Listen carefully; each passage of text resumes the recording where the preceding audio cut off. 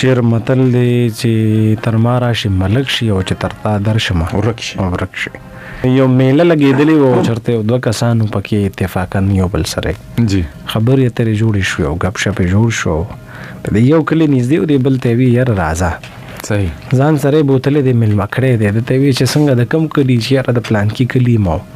چې څنګه چل دی بس دی زما خو ډېر جایداد دی او ډېر ځمکې ملي او د خدای را باندې ډېر فضل دی هر څه یې را کړي دي او جی جی ډېر لوی حساب کتاب یې بیان کو. ښه جی.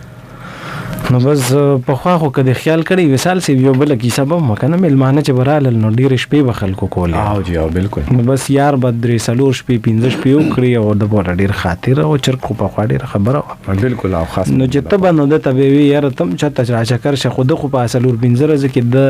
محسوس کړې وه چې د دې سړي کارونه او مزدورۍ او روزګار داسې دی چې دی اوس کارېږي نه.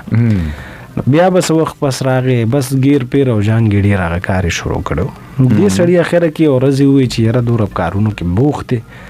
او مصروفه یې دا څه ژوند دی راشه دی اشنا څخه دی او چکر و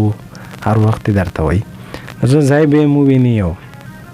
لږ د دې خپلو کارونه به دې سر مسکار شي. په دې چې هغه کلي ته تللی دی نو چې دلاور خان کم یو ډېره ده حجره یې کمه ده چا ورته وایي چې کم دلاور خان دلته خو دلاور خان څوک نشته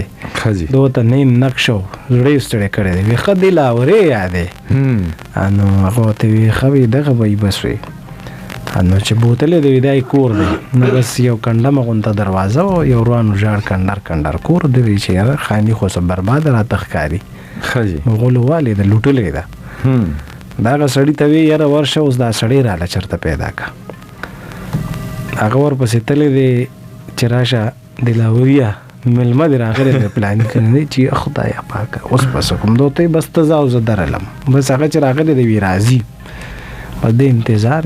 انتظار او دلاور خان خانچونه غیب شو د اخره کې ډېر انتظار یې کو خوا کې لړ جومات ته او په جومات کې شپه وکړه او چا وله ډوډۍ راړه سهار چای اوس کله خو دلاور خان یې ونه لیده. صحیح. بس بیا راغی چې څه وخت تیر شو بیا دلاور خان راغی دی خو ملک صاحب راغی دی خو په هغه زوړ خوند چې زه بیا به چرګ مرګ به وخورم یا چرګ به رالال کي او ډېر خاطر مدارت به مې وشي او ډېر خیال به مې وساتلی شي او مخکې په شان به دوڼې موڼې او کیسې به ولمه که نن سهار مې یو ملګري سره په دې دوڼو په کیسو هم ګپ لګو چې خلک یې 100 جوړی تي بیا بل څه نو هغه چې د دغه خو ته طبیعت ښه نو ځکه هغه سره یې کار ډېر عجیبه کړی. صحیح. هغه ورته یې مړه وې ته خو عجیبه پوښتنې وې تا سترګو کې خو حیا نشته وي په خپل کلي کې سړي نه پټېږي په ما دې جومات کې شپه وکړه ته بیا دلته رالې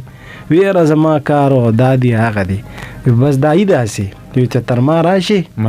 ملک شي او چې تر تا درشم ورک شي.